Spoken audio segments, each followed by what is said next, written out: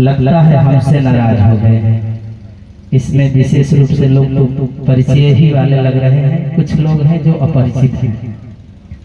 और आप लोग सभी लोग प्रेम से, श्रद्धा से और जरा जोर से और हृदय से और दोनों हाथ ऊपर उठा करके जयकारी लगाइएगा, क्योंकि इसमें तो कोई खराबी नहीं है।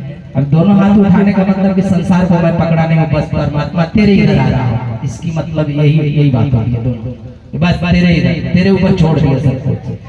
तो आप लोग थोड़ा जोर से लगाइएगा जयकारी, प्रेम से बोलिए सदगुरु कबीर साहिब की, आए हुए संत भक्तों की, गुरु गोविंद की साहिब। अब लगा कि नहीं, वास्तव में आप लोग सत्संग स्थल में उपस्थित हैं। सबसे पहले तो मैं ये बात कहूंगा कि आज ये पावन पुनीत अवसर पर श्री दीनानाथ जी के सुपुत्र का शादी है। ऐसे शुभ अवसर पर वो अपने प्रांगण में संत और गुरुओं को आमंत्रित कर यह सत्संग का आयोजन किया है। ये तो बड़ी सौभाग्य की बात है और मैं धन्य उन्हें कहूंगा। कहा जाता है कि धन्य मात वह जानिए, धन्य जान अनुरक्त, धन्य ग्राम वह जानिए जहाँ जन्मे गुरु भक्त। तो ऐसे गुरु भक्त जो होते हैं कि अपने घर पर संत और गुरुओं को बुला करके और यह सत्संग का आयोजन करते हैं कोई शुभ कर्म में, तो इनको बहुत बहुत बड़ी बड़ी धन्यवाद है हमारी तरफ से। और एक छोटे से शब्दों से मैं इस सत्संग का शुरुआत करूंगा, क्योंकि इस संसार में हर मनुष्य कहीं न कहीं आस्था रखता है ईश्वर में, किसी न किसी बहाने अपने कल्याण के लिए कहीं मंदिरों में जाता, मस्जिदों में जाता, गिरजाघर, गुरुद्वारा, धर्म स्थलों पर कहीं न कहीं किसी गुरु बाबा से जुड़ा रहता है। इसलिए छोटी सी शब्दों से मैं शुरुआत करता हूं। कहते हैं कि देखो एक कैसी उम्मीद की दिए जलाए बैठे, देखो एक कैसी उम्मीद की दिए जलाए बैठे हैं जो हमारी नजरों में अभी तक नहीं आया। मंदिर, मस्जिद, गिरजाघर, गुरुद्वारा, ख्याल करिएगा, जो अभी तक हमारी नजरों में नहीं आया उसी की हमारी नजरें बार बार अटकती है, यानी प्रतिदिन जाता हो। जो हमारी नजरों में अभी तक नहीं आया उसी को हमारी नजरें बार बार ढूंढती है। जिस पते की अभी तक मुझे पता नहीं चला, खैर यहाँ पर पता बताने वाले बहुत सारे लोग हैं।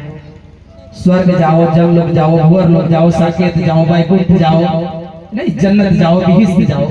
लेकिन मैं एक बात कह रहा हूँ, जिस पते की अभी तक मुझे पता नहीं चला उसी पते पर जाने की बार बार तैयारियां चलती हैं।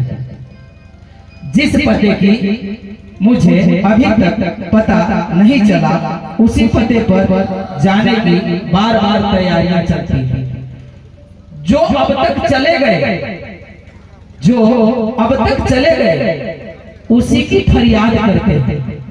जो चले गए, बुद्ध, महावीर, कृष्ण, मोहम्मद, ऐसे ऐसे क्राइस्ट, जो चले गए उसी की फरियाद करते हैं।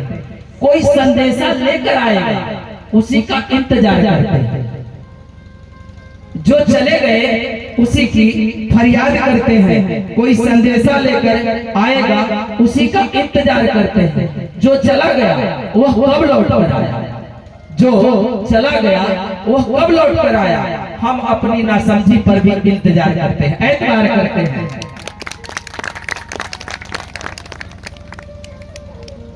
सज्जनों, इस जगत में मनीषियों से लेकर के गुरु संतों तक सभी ने मनुष्य को 84 लाख योनियों में श्रेष्ठ बताया है। मैं आपसे ये बातें नहीं कह रहा हूं, एक बात ख्याल करिएगा, लेकिन संतों से लेकर के मनुष्यों तक और शास्त्रों से लेकर के ग्रंथ और सभी धर्मावलंबियों एक कहता है कि 84 लाख योनियों में मानव जीवन श्रेष्ठ है और श्रेष्ठ होने का ये मनुष्य दावा भी करता है कि मैं श्रेष्ठ हूं। देखते हैं यहाँ पर सभी जीवों पर राज्य मनुष्य करता है, सभी जीवों पर राज्य करता है।